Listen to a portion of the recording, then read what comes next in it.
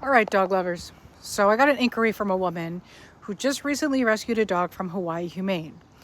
And if I know anything about people from Hawaii Humane or really any local shelter that volunteer there, they're usually A, the best people you ever meet, and B, they know a lot about animals. They seem to have it together and they feel like they have a good connection. And so that makes me super stoked because I know she's going to be prepared with a treat bag and high value treats. She sent me a bunch of pictures of this dog. Seems like such a love bug with the most prettiest eyes that a person could ever look into. Now, one thing she told me is that she feels like he's kind of a little stoner guy. So I guess he's a little checked out, not really sort of focused on her, kind of looking around and not really, probably kind of hard to train because he's a little checked out. But I feel like we can get this together because she's going to be so involved with animals and so in tune with him that I'm not really sweating it. But I think we should take things slow and we shouldn't try to rush it because I'm pretty sure that a lot of this being checked out is just because he's in a new area, recently adopted, and is probably just a little sort of nervous about where he is in his life. So we have a walk planned tonight.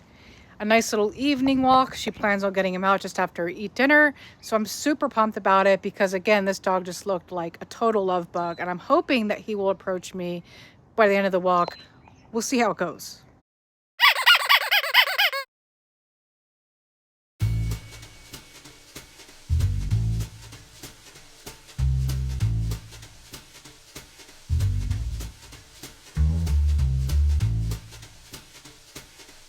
So before we even get into our meet and greet and what happened, I just want to go over with you guys a few things that I look for upon meeting a dog for the first time. So the first thing I want to know is, I might even ask the owner, has this dog shown any signs of aggression? Usually the answer is no, but I'm always really skeptical just because sometimes dogs owners are missing certain signs. And so I'm always pretty cautious upon meeting another dog, but not nervous. So I don't want to be nervous. I just want to be cautious. That being said, I want to see if their hackles go up. So if their hackles go up, that's usually pretty concerning. It could just mean excitement. So sometimes their hackles go up because they're excited to meet someone, but oftentimes it's nervousness. Do they really want to approach me? So that's another thing that I look for is, are they excited to see me or are they kind of just ignoring my existence? Do they sniff anything? So sniffing is very important for dogs. Sniffing is a self-soothing technique. So if they are nervous and they sniff something, to me, that's a great sign. That means that they know how to calm themselves down.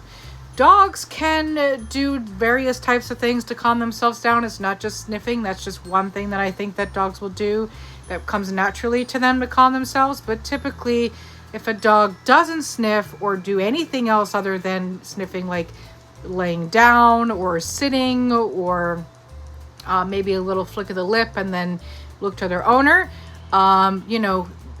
I would find that very concerning because they don't know any self-soothing techniques. So that would be something that I need to mention to the owner that, hey, we need to teach this dog how to self-soothe before we really jump into teaching them any cues or working on leash walking techniques or anything like that. He's checked out.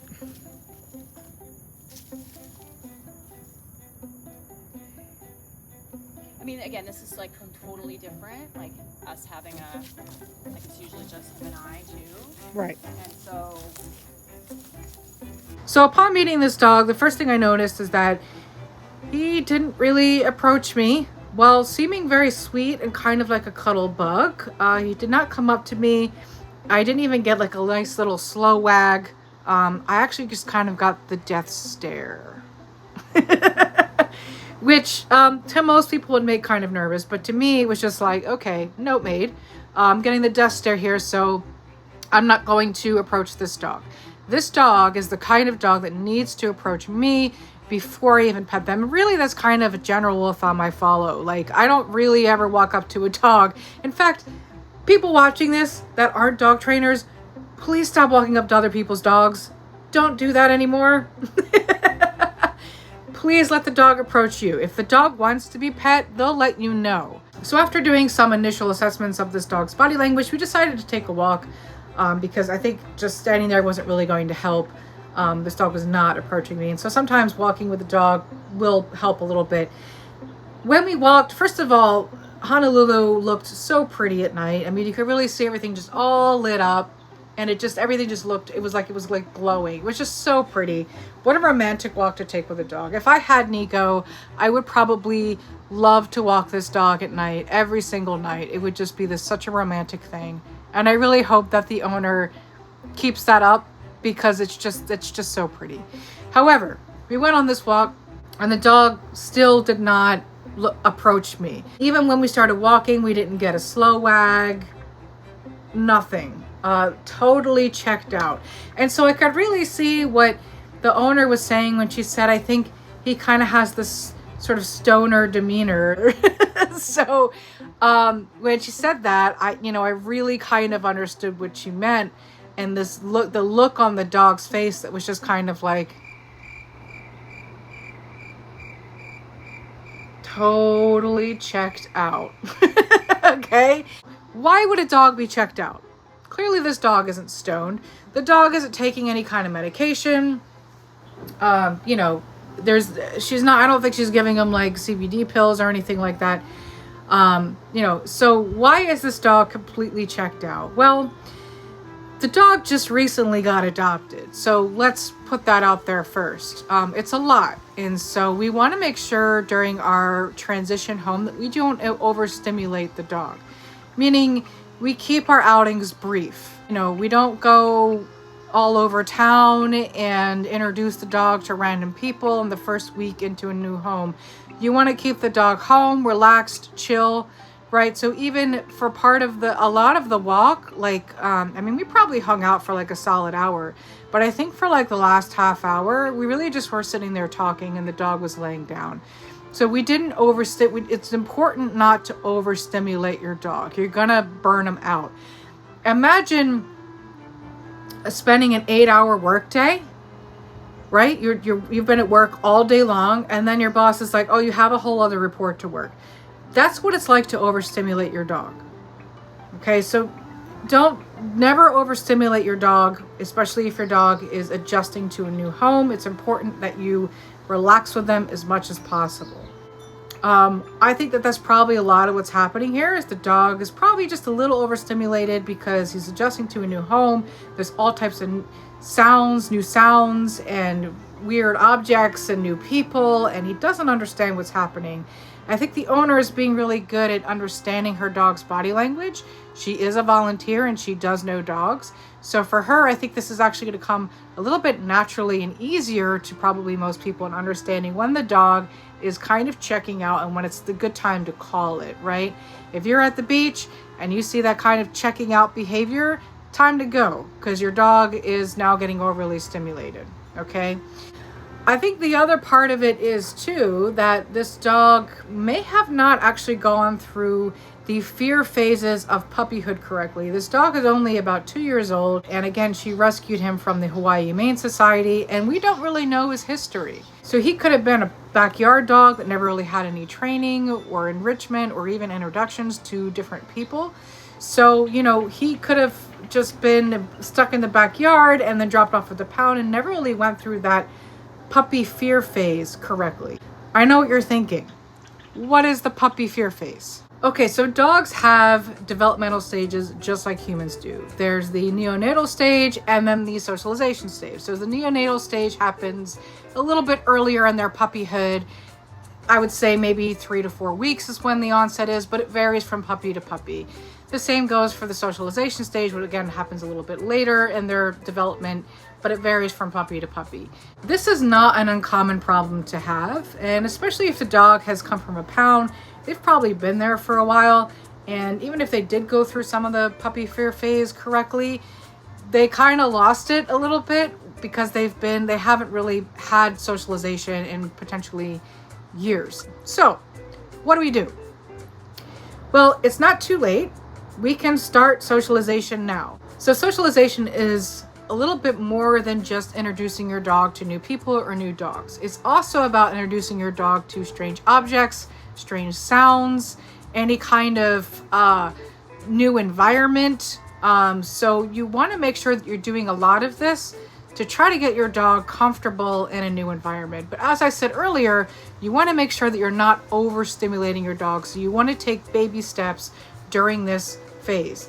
Definitely do, like, maybe once a day, do a field trip somewhere, someplace different, and only cap it at about 20 to 30 minutes. Don't really go out for hours and hours and hours. Try to get your dog comfortable slowly over periods of time. So while you're going through this phase, I want you to do some fun things at home. So you can give them things like puzzle toys to play with. I am an advocate for puzzle toys. I think puzzle toys are a great tool for dogs, especially nervous dogs. It really gets their mental stimulation going. So a lot of times I think people focus only on physical stimulation. They kind of miss the mental stimulation part.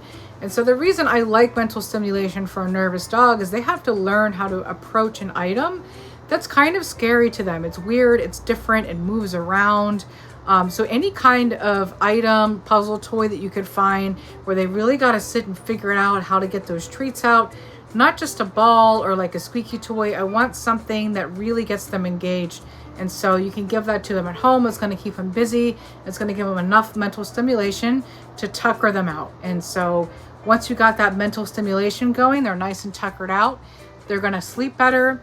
They're going to have better motor functions, and they're going to learn how to engage with items so that they, over time, can also learn how to engage with other dogs, other people, and other weird, scary objects outside that make them kind of nervous. So that being said, this dog, I'm really excited to see the growth that happens with this dog. I love these kind of cases because I think this is a really good dog and the owner is super dedicated. This dog is so new to her, and so she really has a lot of room and time to grow with this dog. I'm really kind of inspired by these types of cases because I like watching how much the dog and the owner grow together. That's what we want. We want them to grow together, not apart. And I want to see them walking calmly together. I want to see the dog approaching strange things and being a little less checked out, but that will take some time. And as long as the owner is cool, calm, collect this whole time, I think that this will be a huge success. And I look forward to seeing her next time. We are planning to take a walk together, and we're going to do it away from the house because I'm curious to see if this dog reacts any differently when they're away from her house.